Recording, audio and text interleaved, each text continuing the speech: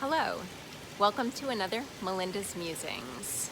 Today I want to talk a little bit more about what it means to bring spiritual teachings into everyday life, which is what I do with my spiritual coaching. A dove just landed behind my camera, so I got a little distracted there. So I'm going to break it down by spiritual principles, and today I want to talk about what it means that when we say collectively as spiritual beings that we are one, that humanity, we are one. We are all the same. We are all connected to each other, and what that means in everyday life, in day-to-day life. And for me, spending a lot of time with that, it's part of the reason why I went on a cross-country trip in October, was to really put that into action. And you do not have to go on a cross-country trip to put that into action. You can just experience it in everyday life between your family members and friends, your neighbors, your community. And what I want to talk about today, the area that you can focus on, is through news and social media and what is being shared there. So one of the challenges that I have had, that I've heard people having, is, but what about these people these evil beings who murder others, seemingly out of nowhere, like your serial killer, or just these very random, senseless acts? I thought somebody maybe came out. And what does that mean for us? Most of us will turn and be like, well, I am not that. There is no way. That person is an enigma. That person is an exception to this rule that we are all one. That person has a brain disorder, a this, a that, and we come up with all of these excuses of why we are not the same as them. The challenge with that is that as long as we create any sort of separation between any of us in humanity, the separation that we have between us on the smaller levels stays.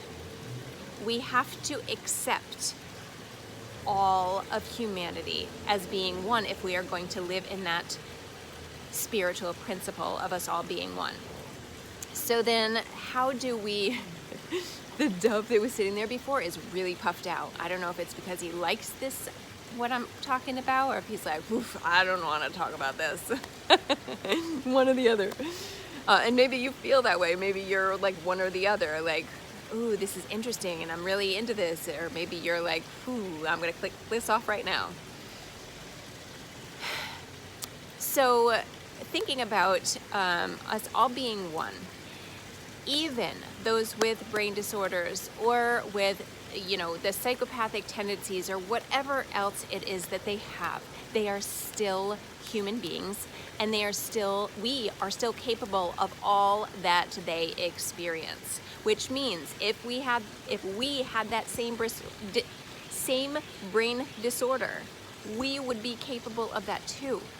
If they don't have a brain disorder, that's an even more difficult thing to say. Well, there is no brain disorder there, but I know that I am not like that. I know that I am not capable of doing what they did. So, I have an example for you of why I believe it to be true that we all have these capabilities. And that is dogs. Every single dog has the capability to bite. I don't care how kind, sweet, loving, carefree your dog is.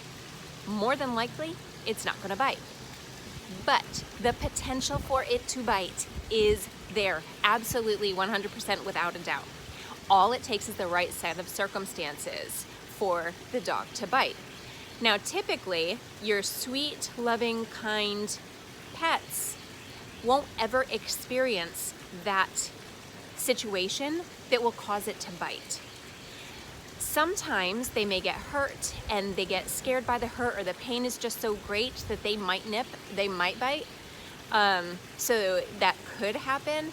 But for the most part, they're raised in loving homes, and therefore the environment for the bite to happen just isn't there. But you take a look at animals that have had a very hard life, the dogs that had to fend for themselves for a while, the ones that have been rescued from traumatic homes, without a doubt, they are much more inclined to bite, and it doesn't take as much of an experience and a surrounding and an environment for them to do it. It's the same with humans. It's the same for us. And so most of us are walking around, and yes, we've got traumatic backgrounds, and yes, things have happened to us, but for most of us, it hasn't been so bad to create an environment where we are,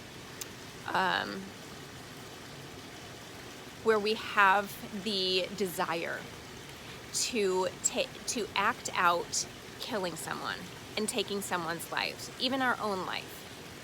But we look all around us and we know that that possibility is there because it happens every day.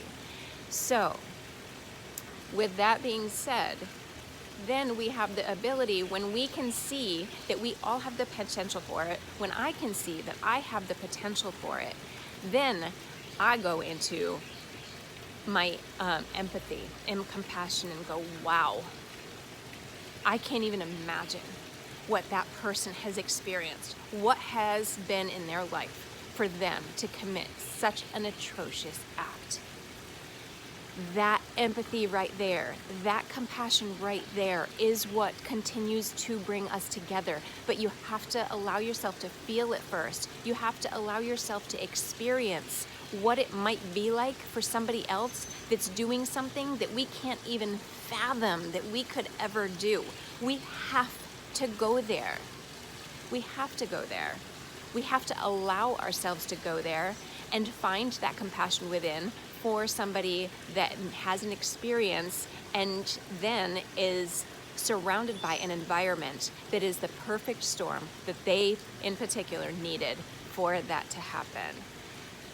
It is a beautiful thing. It is a very painful thing.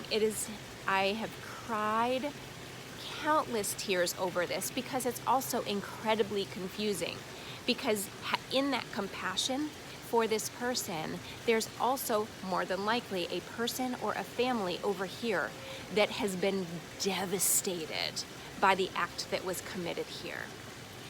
And both must be held at the same time. Both are true, and both deserve all of the feelings that you have within you. The compassion for the person that did this senseless act. The compassion, the extreme compassion you feel for the people whose lives have been upended in something that just doesn't make any sense. And that is an unbelievably challenging place to sit in. It is very uncomfortable. But being able to sit in that allows us to remember that we are all one, that we need to continue working together and not fighting against each other.